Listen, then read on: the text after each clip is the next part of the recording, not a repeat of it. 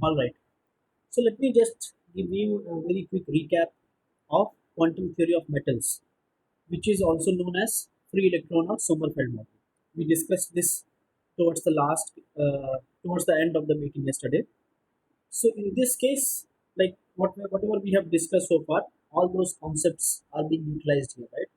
First of all, at any finite temperature, we know at 0 Kelvin, only the levels up to Fermi energy are full. Above that, all the energy levels are empty. So basically, they are available for occupation by the electrons. But as we increase the temperature, as we go above 0 Kelvin temperature, due to thermal excitation, there will be some electrons which will move from this band or below Fermi energy level to the higher energy levels because of the increase in the energy of electrons as we increase the temperature, right? So some of the electrons they will move from below Fermi level to the higher energy levels, and we can calculate the number of electrons using these density of states curve. This is density of states, right? We have already seen that density of states, if we calculate the energy from the bottom of the band, that will be that is proportional to e to the power half. And this is the probability distribution function, which basically tells that the probability of an electron being found at a particular energy level, right? If we want to calculate how many electrons or what will be the concentration of electrons at a particular energy level, we can use this probability distribution function, right? Then last curve is actually the concentration of electrons per unit volume. This is the number of electrons per unit energy per unit volume, that is Ne, and that we can get by multiplying density of states, basically because it is the number of states which are present at a particular energy level, and we are multiplying that by probability of those energy levels being occupied. So naturally that will give us the number of electrons per unit energy per unit volume. And if we multiply this by dE, let us say small energy interval dE, that will give us actually number of electrons per unit volume at that particular energy, right? So from here, what we can say is that if we want to calculate number of electrons per unit volume, that will be the area under the curve on the energy axis.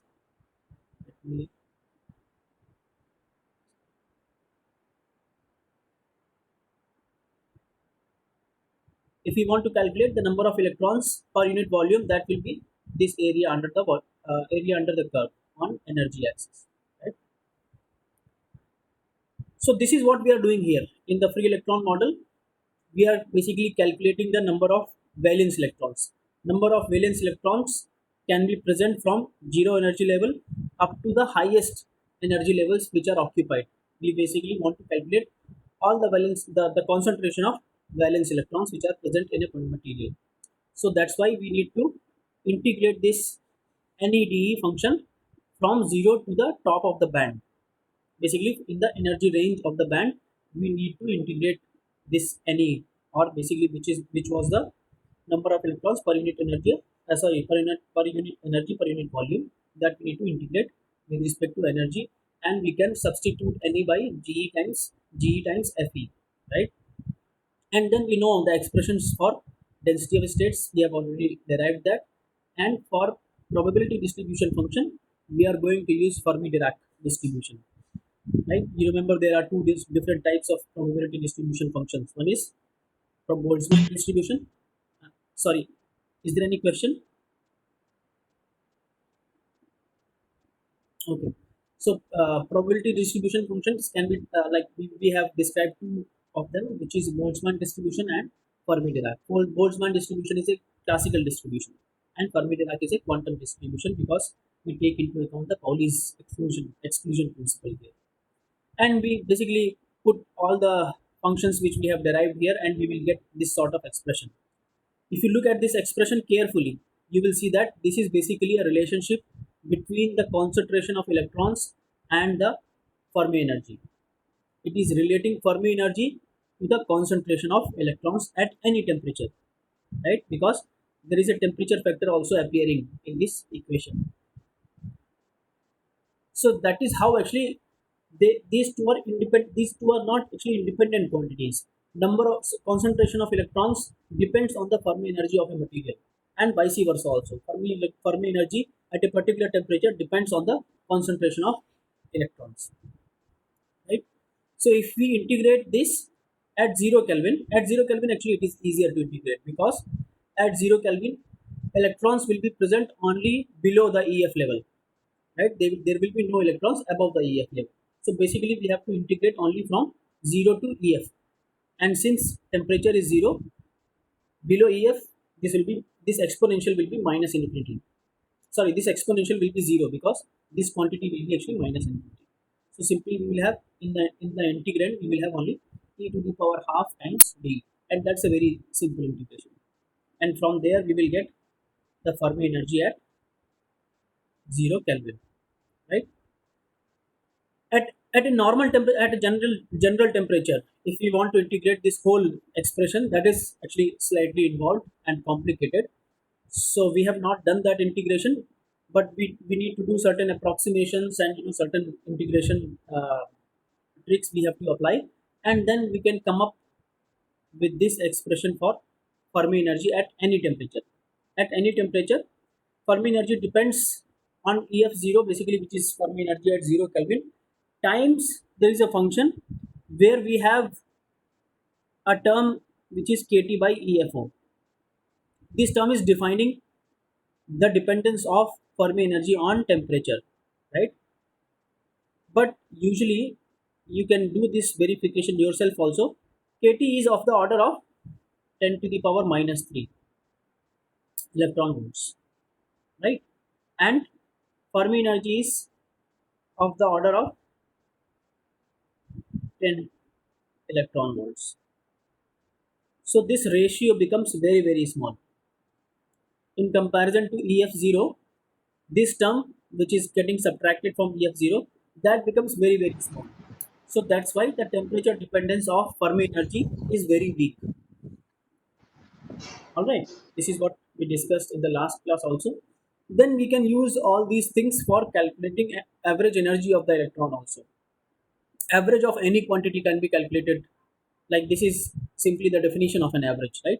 So if you want to calculate the average of average energy, then E times the number of electrons which will be having that much energy, and we are integrating over the entire range of energies, and the denominator is simply the number of electrons, right? So this will give us the average energy, and Ne will be again, we can write this as E times Ge Fe divided by integration.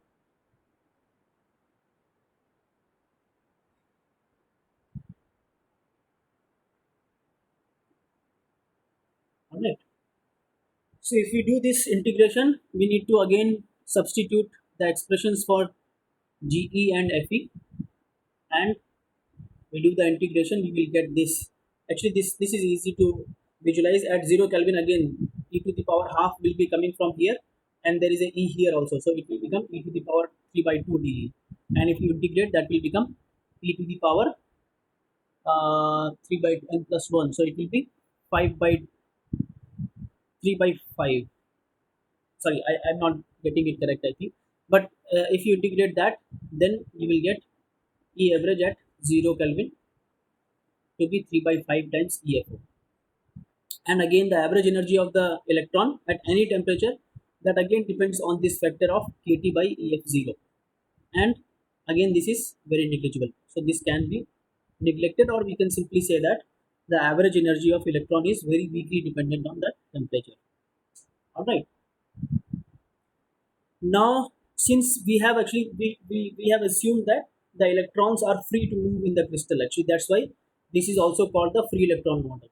That's what I earlier said also, right? This is known as free electron or Sommerfeld model. So because we are assuming that we are actually assuming that the electrons are free to move around in the crystal without any interactions with any other entity.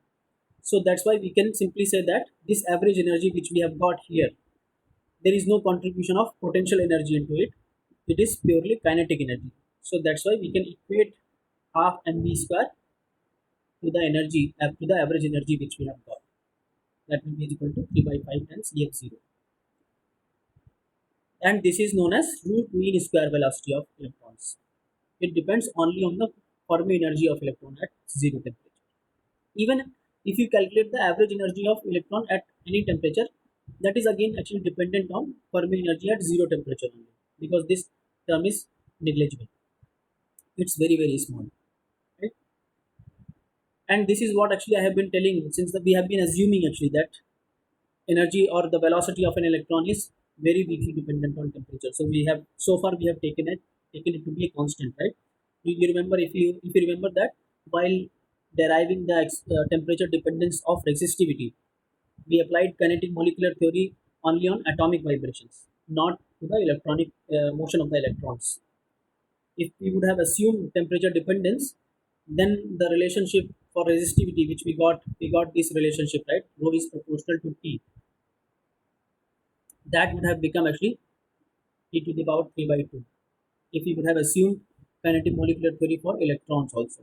But we did not. We assumed that electrons are moving with a constant velocity, which now we can see why it's a reasonable assumption. It comes from wave nature of electrons or quantum theory of electrons, right? This conclusion is not possible without quantum theory of electrons, right? Like density of states, effective mass of electron, all these are quantum concepts. Without invoking them, we cannot really come up with this conclusion that the electrons have constant velocity. Okay, so this was a, because we did this towards the end of the class, I thought I will just repeat it once, so that if there are any confusions, we can discuss them now. Are there any questions on quantum theory of electrons?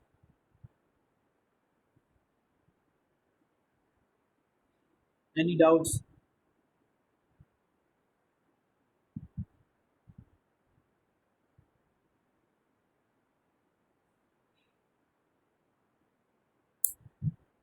Okay,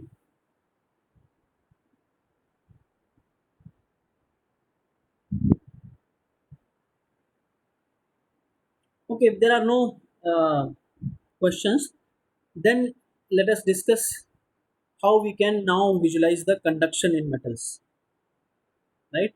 How we can actually, we want to derive this expression. Uh, we want to derive this expression for electrical conductivity. So let us see how we can do that using this quantum theory of metals.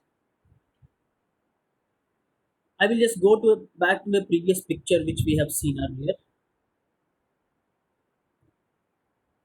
so that the discussion becomes a little bit easier. So you should remember this picture, right? In this, what we discussed was that when there is no electric field, there is no net momentum, right? Net momentum of the whole system of electrons is zero, because for every electron which is moving in the positive x direction, there is also an electron which is moving in the negative x direction. So that's why the average momentum of the whole system was zero. As soon as we applied the electric field, the momentum distribution shifts towards positive x direction, and we have an effective momentum which is in the positive x direction, which is greater than 0. We also discussed that the electrons which are in the Fermi energy range, which are very close to the Fermi energy, only they contribute to the electrical conduction, because again you can see that the electrons which were moving in the positive x direction, they will move up, and they will basically accelerate and move up in the energy levels, and the electrons which were moving in the negative x direction, they will decelerate and they will move down in the energy range, right? So that's why we have this kind of shift. And then the electrons which are which are above this energy level, above v prime, only they will contribute, right? Because there are no electrons countering their motion in the positive x direction. So that's what you should remember now. And also that the electron which reaches a prime, it gets scattered, right? Because there will be some scattering sources always present. So once it gets scattered, it will move to a position closer to B prime, and the next electron which is there, that will move up and take the position of electron at A prime. All right. So if you remember that much, we can start this derivation.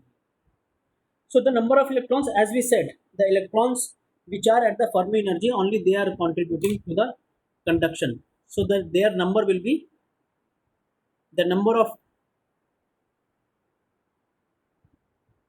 electrons.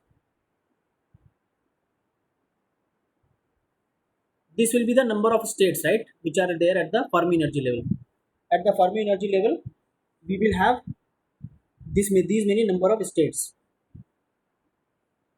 right?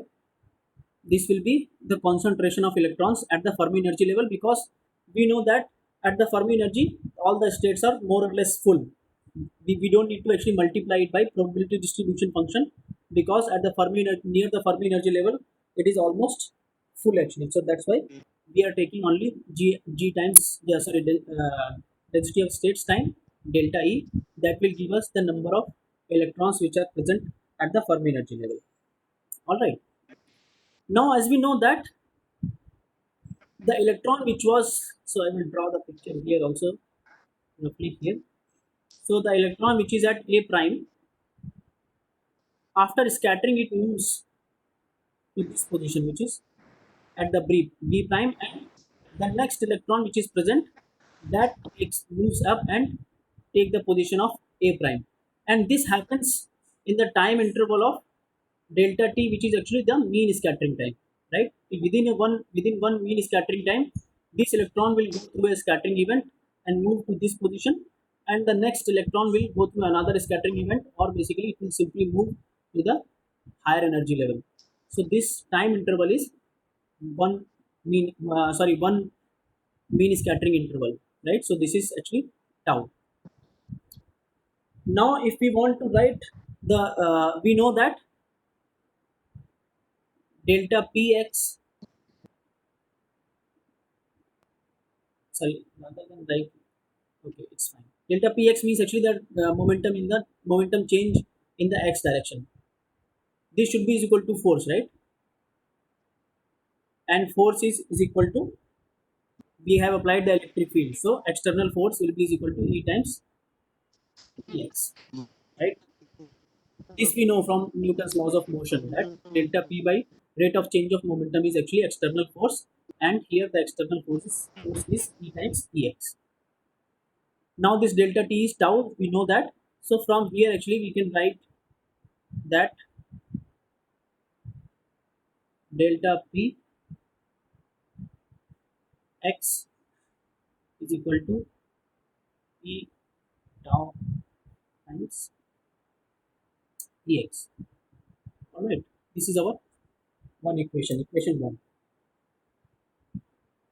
Okay. Now if we want to write the energy of the electron which is at A, position A, that will be is equal to kinetic energy of the electron, right? So that will be is equal to px square divided by 2me star. This is the effective mass of the electron which we are taking here. All right. From here, if we want to calculate delta E, that will be is equal to px. This px and actually this p in the bracket x, they are same. I wanted to use this only, but yeah. So these two are actually the same. So px upon me star. Sorry, my handwriting is coming very bad here. I hope it is at least readable. So this will be px upon me star times delta px. All right. Now, if we replace this delta px here, which we have already came up here actually, so that will be p upon px upon me star. Delta px is e tau times Ex. All right, and this Px can also be written as Me times, Me star times Vf divided by Me star and E tau times Ex. Okay, so this Me star and this Me star will cancel each other. It will be simply E times Vf tau into Ex. So uh, this is actually the delta E which we have got here. All right. Now, if I want to write current density we have seen in the previous chapter also. It is written as E times Nf times Vf, right? Basically, this is the number of electrons at Fermi, or the concentration of electrons at Fermi energy level. This is the velocity of electrons at Fermi energy level. So this is the current density in the x direction. That will be E times Nf into Vf, right? So now we can replace this Nf, right? We know Nf is G times density of states times delta E. So this will be E. Nf is G times Ef, G times Ef, and delta E we can replace from by this expression. This will be E tau Ex times Vf. All right. So we have replaced delta E, and then there is another one more Vf, right? This Vf is coming from here actually. These two Vfs.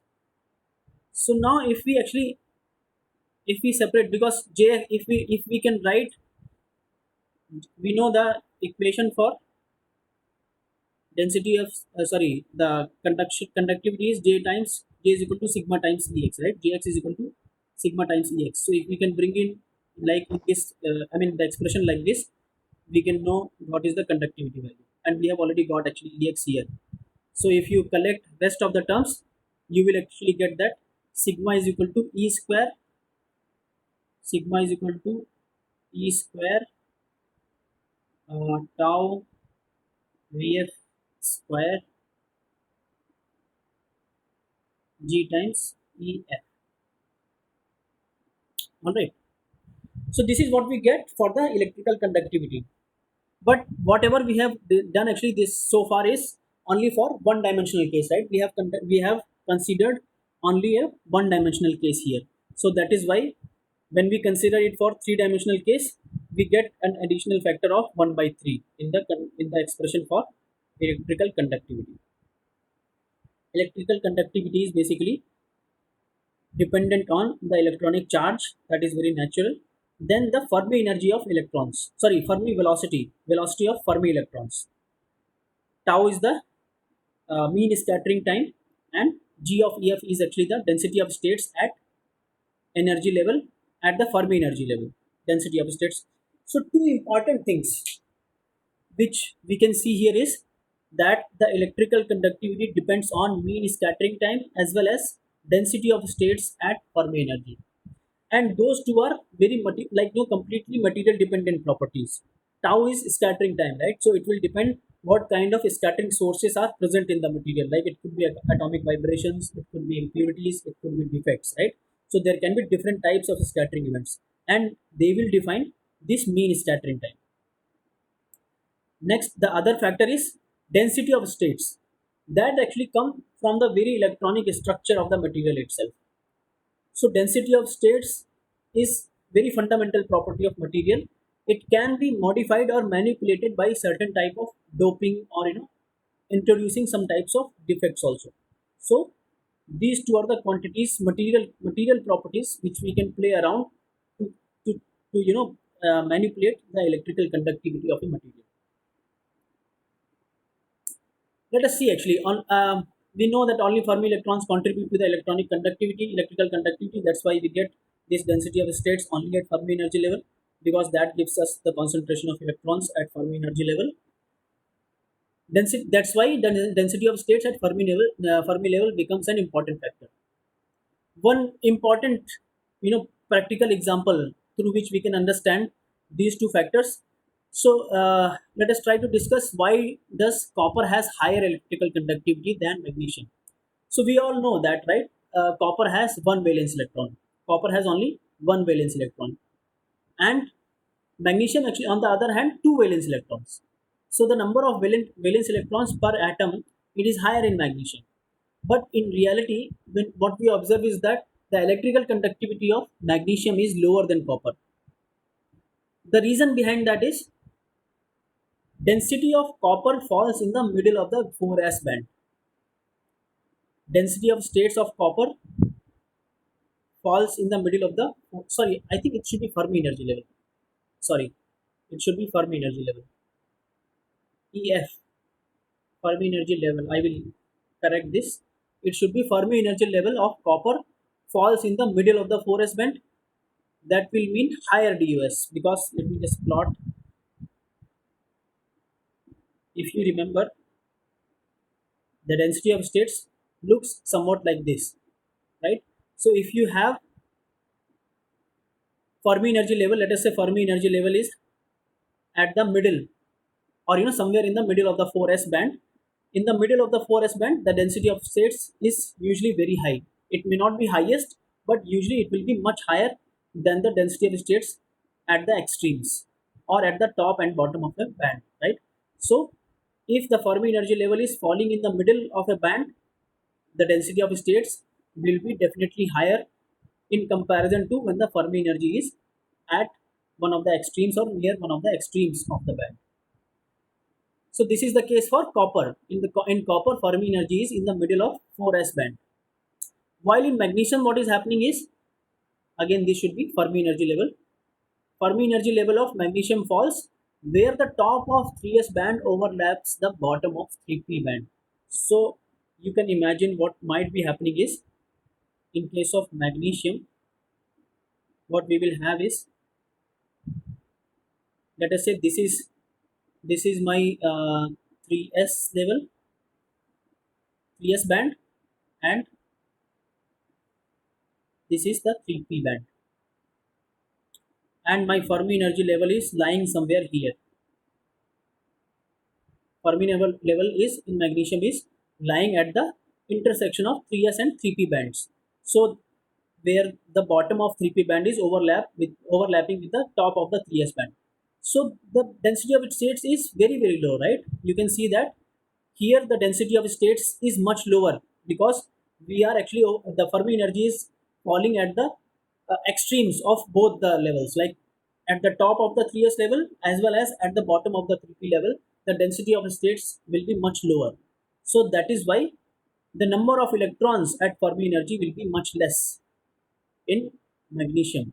So what that means is, although the number of valence electrons overall will be higher in magnesium, but the electrons at the Fermi energy level, which actually contribute in the conduction, they are very low, because Fermi energy is falling at the intersection of top of 3s band and bottom of 3p band.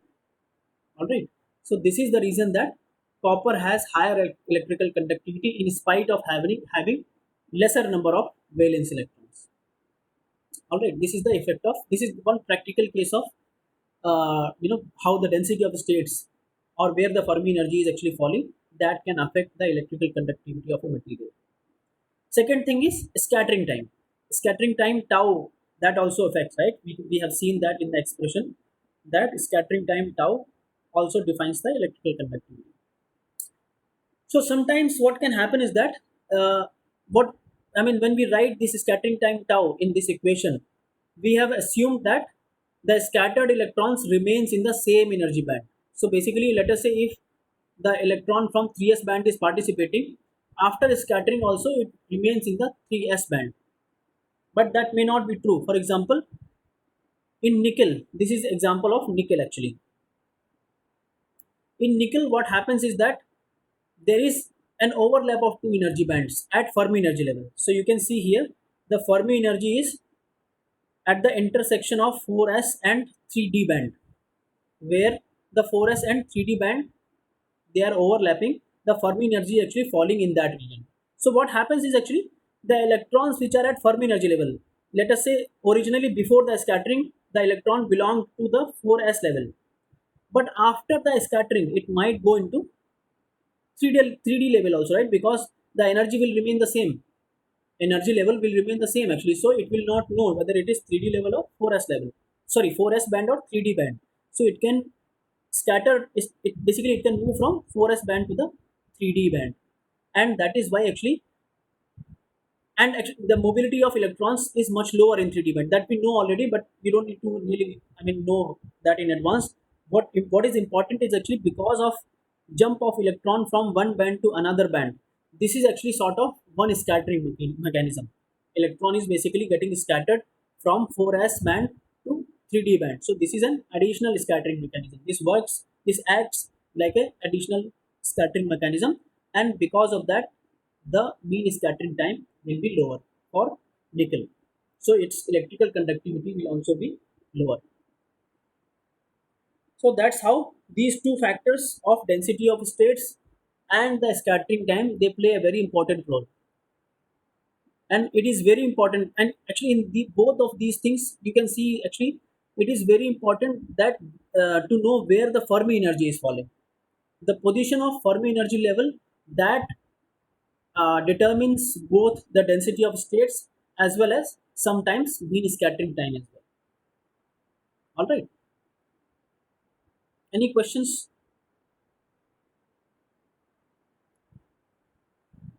from where somebody is asking where did 1 by 3 factor came? So in this case, this 1 by 3 factor came because actually so far we had discussed only in one dimension, only in the x direction.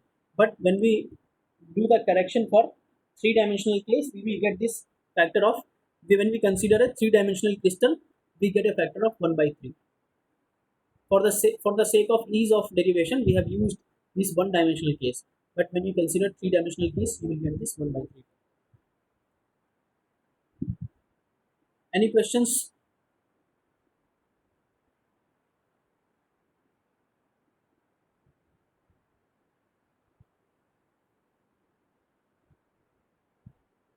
Any doubts?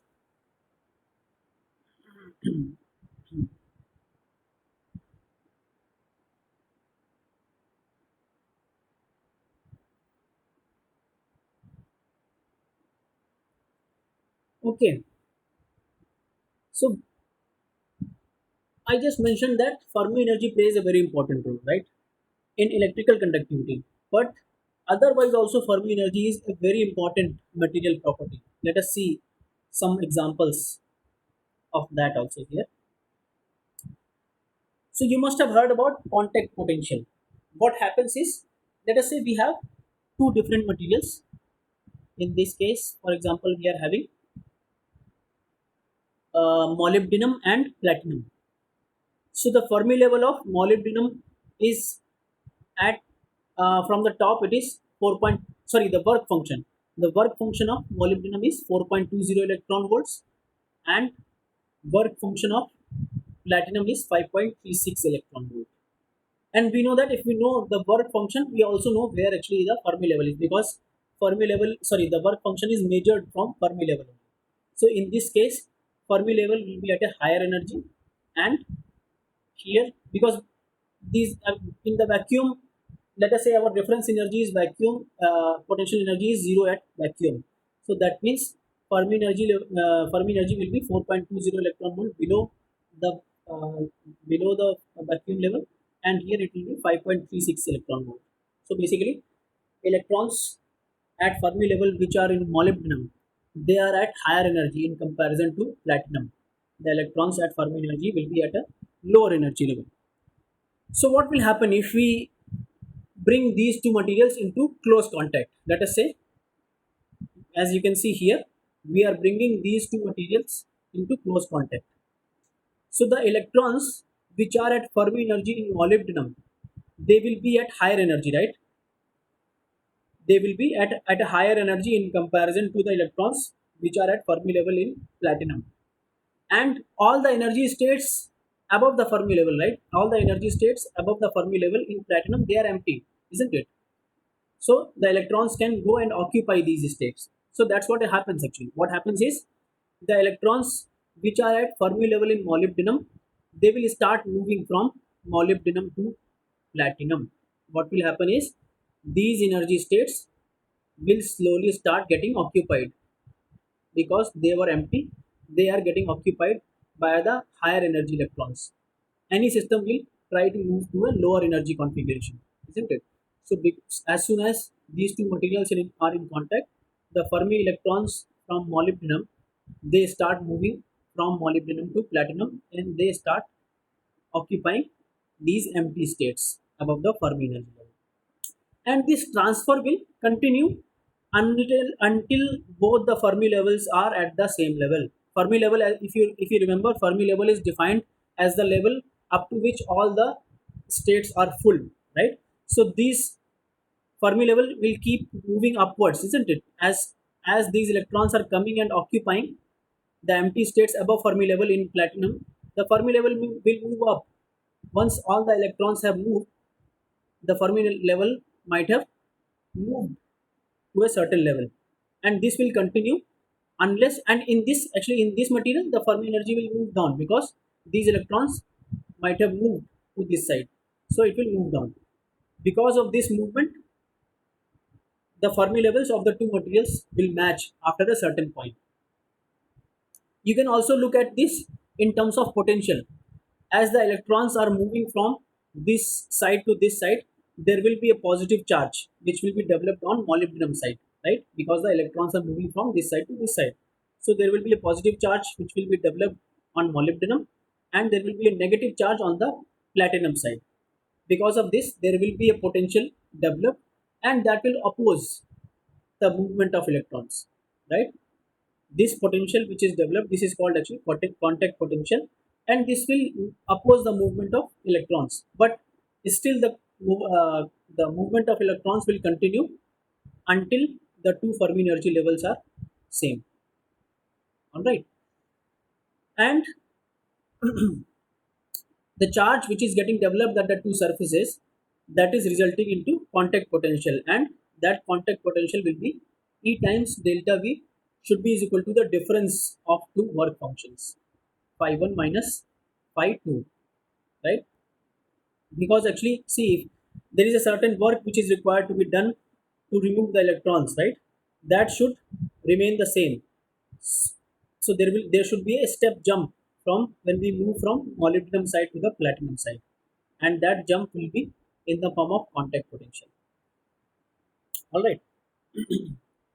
So this is how we have the concept of contact potential, and Fermi energy plays a very important role in this part, right?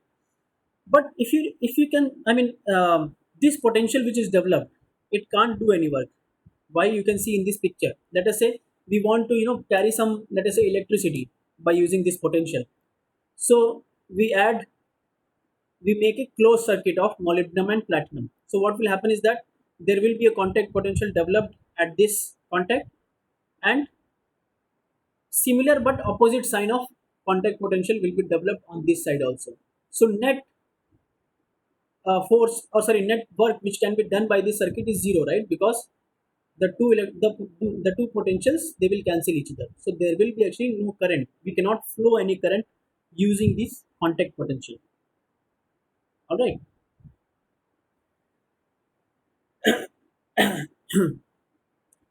Fermi energy, that's why actually Fermi energy is free energy per electron, called the electrochemical potential. Fermi energy is also known as free energy per electron, and it is also called the electrochemical potential. It is the measure of an electron to do electrical work through chemical or physical processes.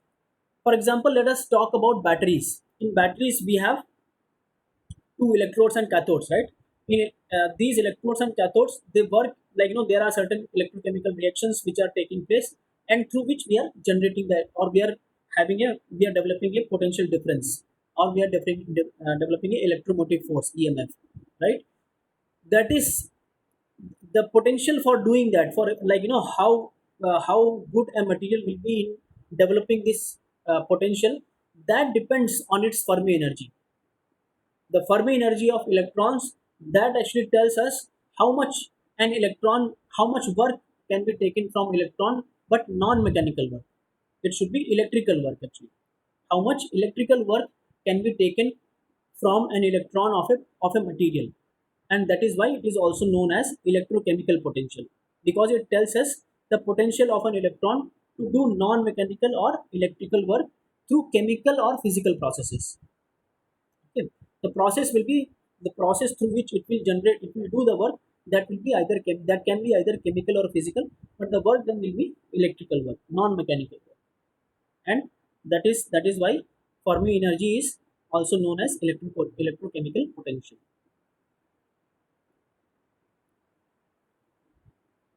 Let me see how much time we have. Okay, I think, yeah, we can. Is there any question on contact potential?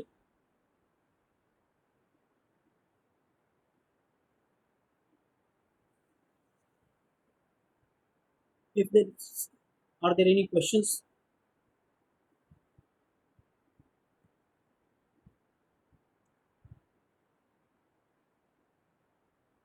If there is no question, let us talk about Seebeck effect. So the Seebeck effect is essentially, if you apply a temperature difference, a temperature gradient on the two ends of a material, you can generate, basically you can convert that into electrical potential. A temperature gradient along a conductor gives rise to a potential difference. This is known as Seebeck effect. From a temperature difference, we are generating a potential difference. How that happens is, let us say we are heating up this end of the material, and we are keeping this end of the material at a lower temperature. So let us say this is hot end and this is the cold end. So what will happen at the hot end? As we increase the temperature, the velocities of the electrons will also increase, although it will be only slight increase. As we have seen, the velocity of electrons are only weakly dependent on temperature. It will be only a slight increase, but nonetheless there will be some increase in the velocity of electrons. And the velocity of electrons at the cold end will be smaller than the velocity of the electrons at the hot end. So what will happen is, these electrons, because their velocity is higher, they will go and accumulate at this end of the material, at the cold end of the material, right? Because these electrons can move slowly, so they will take more time to reach the other end, but these electrons can move faster, so that's why there will be an accumulation of these hotter electrons at the cold end. So that means there will be a negative charge developed at this end of the material, while, because these electrons have moved and they have not been compensated by the counter electrons from the cold side, there will be a development of positive charge on this end of the material, right? So that is basically, that will give rise to a potential difference, right? If we connect this material to a external circuit, there will be, we can have actually some we can have the electrical flow or the current flow in the external circuit. So yeah, that's what I have mentioned. So there is an unbalanced flux of electrons from the hot to the cold side.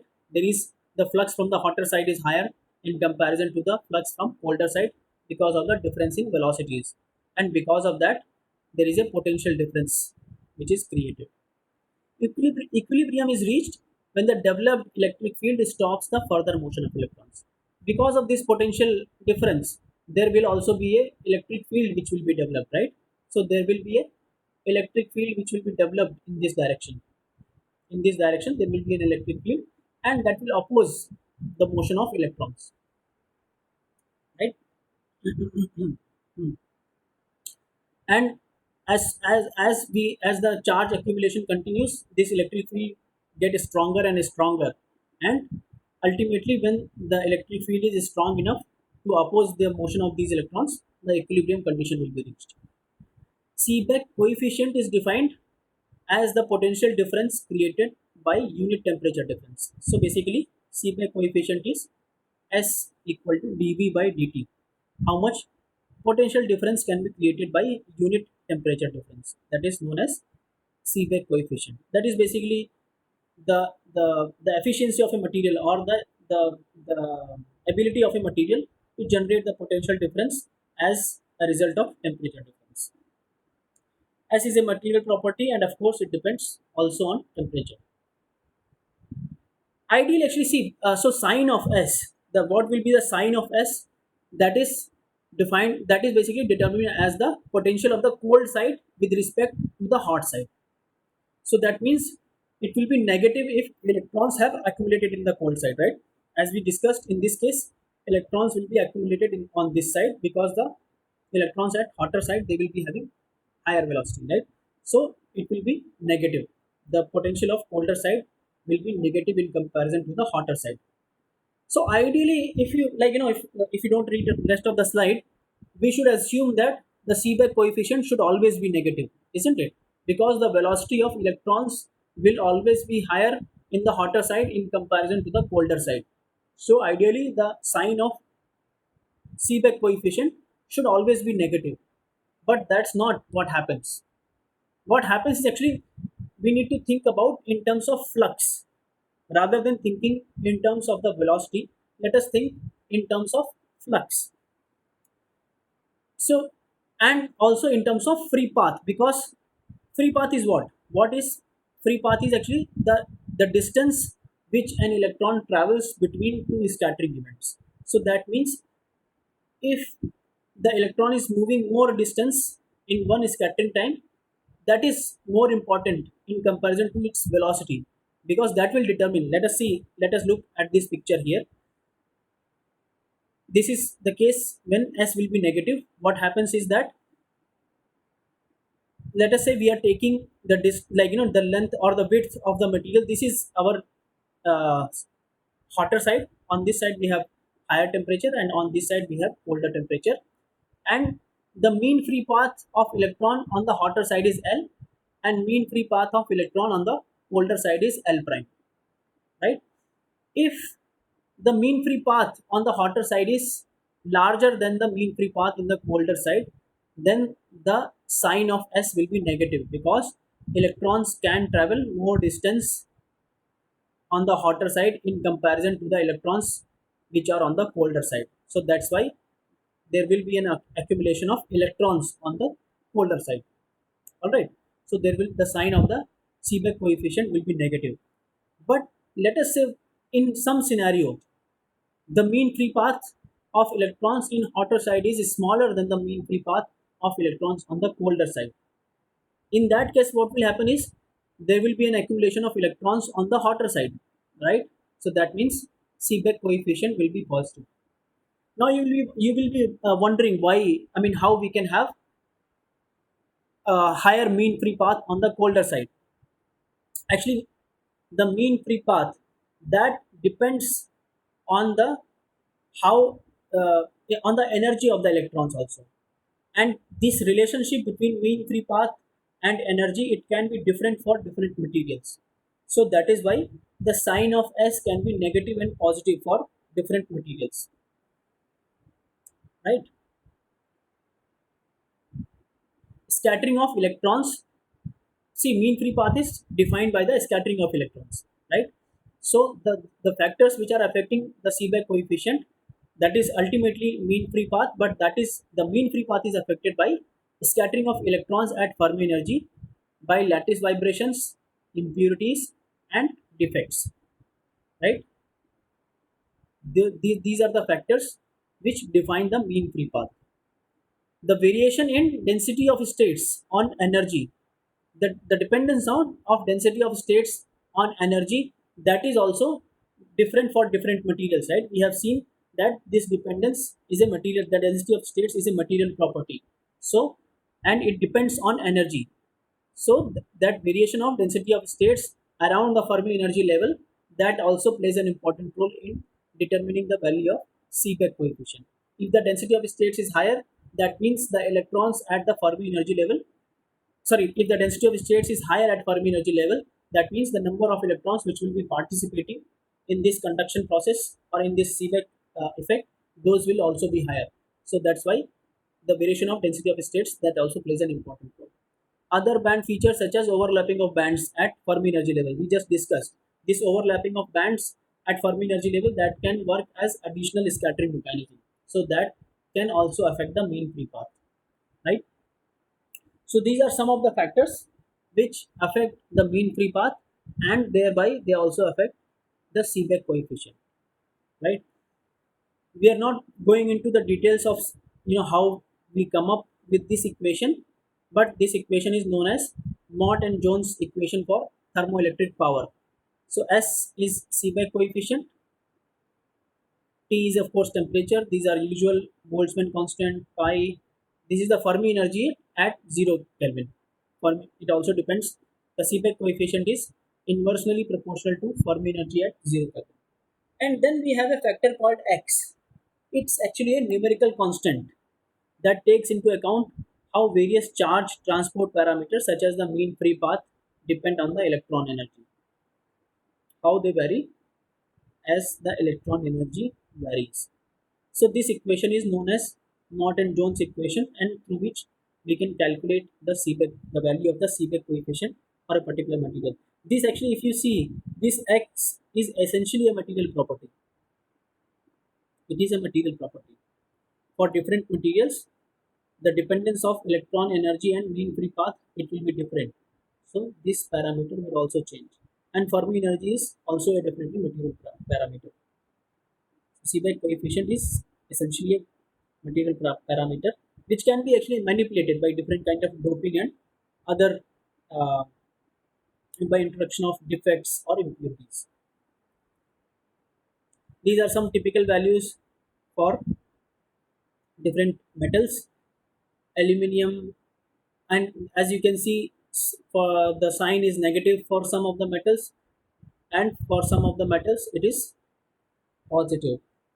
So that can tell us how the mean free path varies in as the temperature or as the energy of electron. Here we can see that X. One thing which is interesting is when X is positive, Seebeck coefficient is negative, and when X is negative, Seebeck coefficient is actually positive, right? That tells us something about whether the mean free path is increasing with the energy of electron or it is decreasing with the energy of electron. We can think about it why this could be happening. We can discuss this in the next class.